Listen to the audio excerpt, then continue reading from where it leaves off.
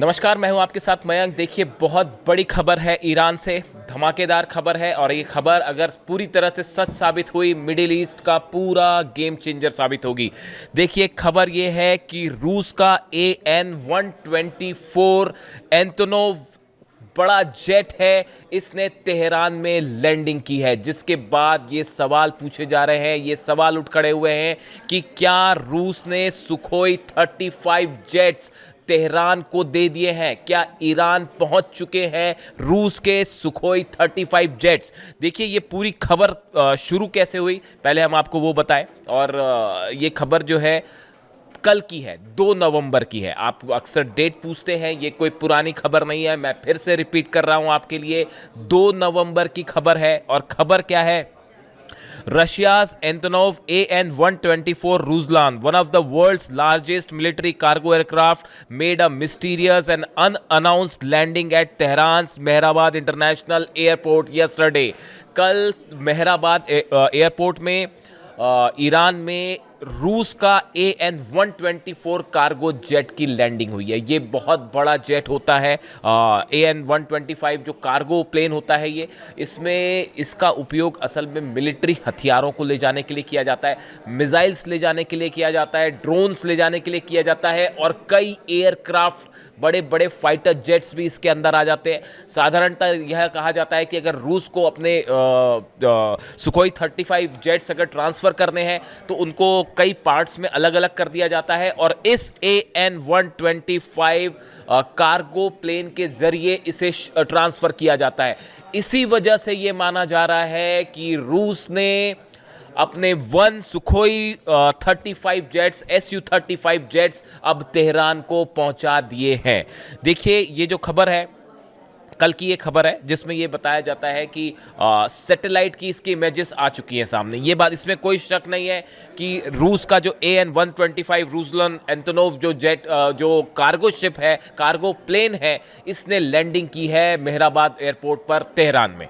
The arrival unpublicised by both Moscow and Tehran has triggered intense speculation that advanced Russian weapon system are being transferred to Iran, potentially signalling a new phase in their evolving military alliance. देखिए, कहा जा रहा है कि ये जो AN-124 land किया Tehran में, इसके बाद ये बताया जा रहा है कि रूस की तरफ से एक नया कोऑपरेशन अब तेहरान के साथ शुरू हो गया है और सीधे धड़ाधड़ जो है वो मिलिट्री हथियार सप्लाई किए जा रहे हैं ईरान को। देखिए, इसके पीछे की कई बड़ी वजह भी है जो है, आप देख सकते हैं रूस एक के बाद एक अपनी मिसाइल का परीक्षण कर रहा है। हाल ही में उसने अपनी न्यूक्लियर मिसाइल का टेस्ट किया, हमने आपको वीडियो बताया। उसके बाद उन्होंने समंदर में सबमरीन से एक बड़े टॉर्पीडो का, मिसाइल टॉर्पीडो है, उसका परीक्षण किया और उसके बाद अमेरिका और रूस के बीच तनाव अपने चरम पर है। यहां तक कि डोनाल्ड ट्रंप ने पेंटागन को आदेश दे दिए हैं कि आप भी परमाणु परीक्षण करिए। इन हालात में ईरान अगर रूस का कोई सबसे बड़ा पार्टनर साबित हो सकता है तो वो ईरान साबित हो सकता है और इसी वजह से माना जा रहा है कि पुतिन के आदेश के बाद, जिसकी काफ़ी समय से ईरान को रिक्वायरमेंट थी, सुखोई 35 जेट्स की मांग कर रहा था ईरान। हमने हाल ही में देखा कि MiG-29 जेट्स रूस ने जो है वो ईरान को सप्लाई किए और अब ये बताया जा रहा है कि Su-35 जेट्स भी पहुंचा दिए गए हैं। देखिए, इसके अलावा भी जो है डेवलपमेंट जो हुआ, कैसे ये खबर पुख्ता क्यों है? Satellite imaginary of Mehrabad showed unusual activity on the runway including fuel trucks and cargo vehicles surrounding an AN-124 parked under guard by Iranian revolutionary guards personnel. देखिए, बताया जा रहा है कि जो सैटेलाइट से इमेज आई हैं, इन सैटेलाइट से इमेज में साफ दिखाई दे रहा है कि जो मेहराबाद एयरपोर्ट है तेहरान में, वहाँ पे रूस का AN-124 कार्गो प्लेन जो है वो खड़ा दिखाई दे रहा है। उसको घेरे हुए IRGC के कमांडर्स खड़े हुए हैं और साथ ही वहाँ पे कई फ्यूल टैंक्स हैं, कई ट्रक्स खड़े हुए हैं जिनसे वो सामानों को ले जाया जा रहा है जो इस प्लेन से पहुँचाए गए हैं। जिसके बाद ये अंदाज़ा लगाया जा रहा है। देखिए, 2 तरह की स्पेकुलेशन है।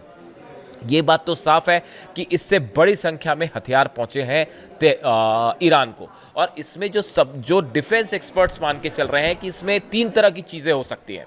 बात नंबर एक, जो सबसे ज्यादा जिसका स्पेकुलेशन है वो सुखोई 35 जेट्स हैं, जिसकी सबसे ज्यादा रिक्वायरमेंट है इस समय ईरान को। और बताया जा रहा है कि पुतिन ने इस प्लेन से जो है AN-124 से सुखोई 35 जेट्स के पार्ट्स भिजवाए हैं, जो ईरान जाके असेंबल होकर एक प्लेन तैयार हो जाएगा।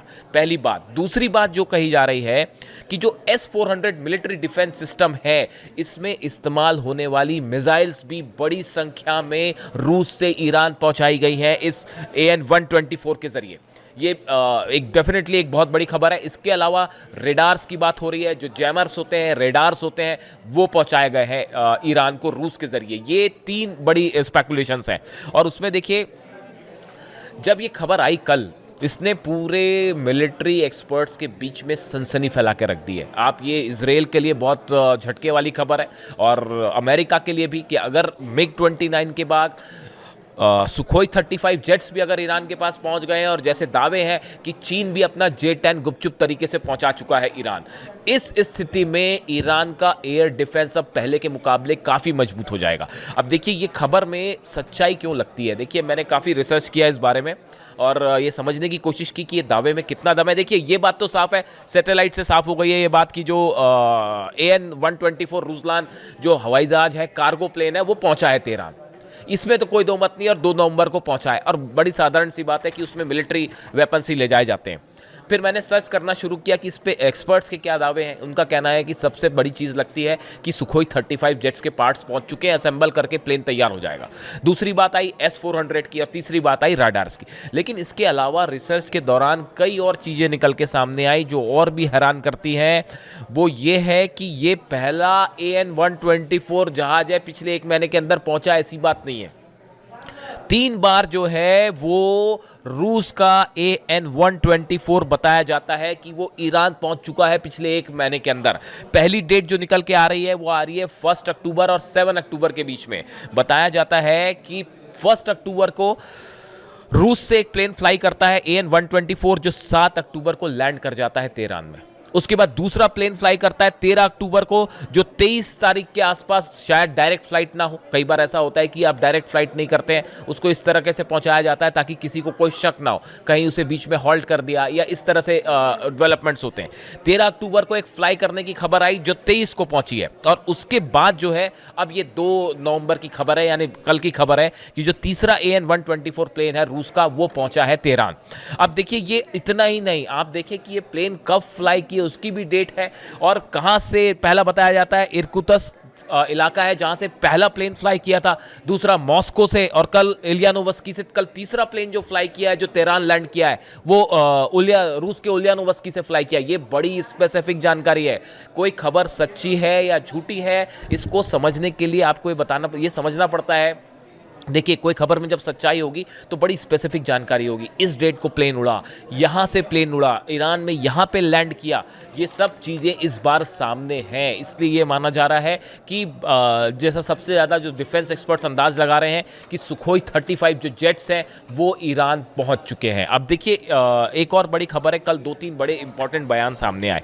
पहला बयान जो था वो रूस के विदेश मंत्री का था, लावरोव का, जिन्होंने कहा कि ईरान के साथ हमारे सहयोग की कोई सीमा नहीं है, खास तौर पर स्नैपबैक सैंक्शन के बाद। पहले ईरान पर सैंक्शंस लगे हुए थे, स्नैपबैक सैंक्शंस अब लग गए हैं, स्नैपबैक सैंक्शंस लगा दिए गए हैं। उसके बाद रूस का ये कहना है कि पहले हम कई हथियारों की सप्लाई नहीं कर रहे थे, इस लिहाज से कि 2015 का समझौता है उसके तहत उसको हम फॉलो कर रहे थे, लेकिन अब जब वो बात खत्म ही हो गई है तो अब हम अनलिमिटेड हथियार सप्लाई करेंगे ईरान को।